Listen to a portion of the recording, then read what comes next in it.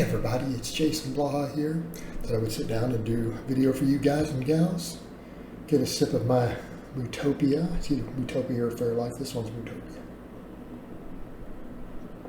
I swear they need to sponsor me. Alright, let's talk about this. I'm actually not a fan of flexible dieting for the most part. People know that.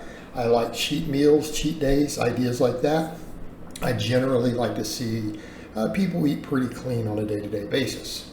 I think it works best for health. I think it works best for body composition for most personality types, but how do we work the holidays in?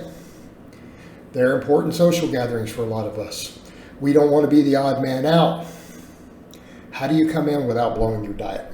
All right, and I think there's some things to remember here. A couple of points. This is where intermittent fasting is beautiful. Number one. Number two, you have to think in terms of it not sabotaging your diet, but simply a one-day diet break. In other words, you're going to have some amazing training fuel the next day. All right, you don't get fat from a single cheat day. It is literally impossible. If you've been dieting and losing body fat for 2 weeks, people are like, I feel like I lost weeks of progress. It is biologically impossible. Biologically impossible to consume enough calories to assimilate enough body fat to undo that in a single 24-hour period. It cannot be done by the laws of biology. It's the 13 days of leftovers that you take home and you keep eating the cheesecake and the pie for the next week. All right, that's how you gain appreciable fat. What you need to remember in a single 24-hour absorption process, the GI tract can generally, unless you take in special foods, has an upper threshold of around 2.5 times your base metabolic rate. That's your maximum absorption. So let's say you've got a really high BMR. It's about 5,000 calories. If you have a 2,000 calorie base metabolic rate, I don't mean your maintenance. BMR is what you have with laying in bed, not moving. So if you were completely comatose, all right, someone like me has like a 2,000. Got a lot of muscle, a lot of body weight. Most fat people have amazingly high metabolisms, by the way. That's a myth that they have a slow metabolism. All right, so keep that in mind. So let's assume an upper threshold, 5,000 calories. You can only store the fat that you eat, not the total calories. Let's be clear. Homo sapiens do not store protein and carbohydrate as body fat. That is not subject to debate. If you believe they do, you are a fucking idiot who doesn't read science. That goes to all you out there promoting that as influencers. Shut up, stop lying to people, you're full of shit. Full stop. So, put this into context. What's going to happen from the protein and carbs you eat during that? It's going to shoot your TDE up. You're going to get the sweats, all that stuff. So let's come over. How do we only gain an ounce of fat while pigging out? How do we eat 7 giant plates of food and gain 100 grams or less of fat? Very simple. Train the morning, walk in fasted. That's it. Train the morning of the feast so that you create an enormous energy deficit. You jack your insulin sensitivity way up.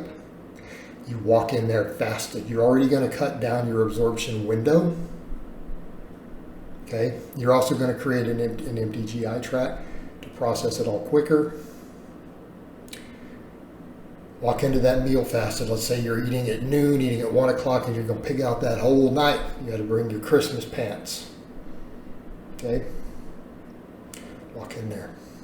Train that morning. Train. Walk in fasted. Now let's say you've already burned 3,000 calories through the day. It's like your metabolic rate, your energy turnover, your training, all that stuff. You're like 3,000 calories deep. So let's assume you don't even have the BMR idea. Let's say you can only absorb 4,500 calories in a 24-hour period. you've only got 1,500 calories left you can absorb, and you're going to burn a lot of heat off. You really want to double down, hit the protein and veggie tray first, and then jump into the good stuff. Now, people's like, well, what about all the fructose? What about the refined sugar? That's chronic intake. Single day intakes are not going to affect you. You do it for a week straight, it will. See where we're going with this? Walk in, you can eat as much as you want after that.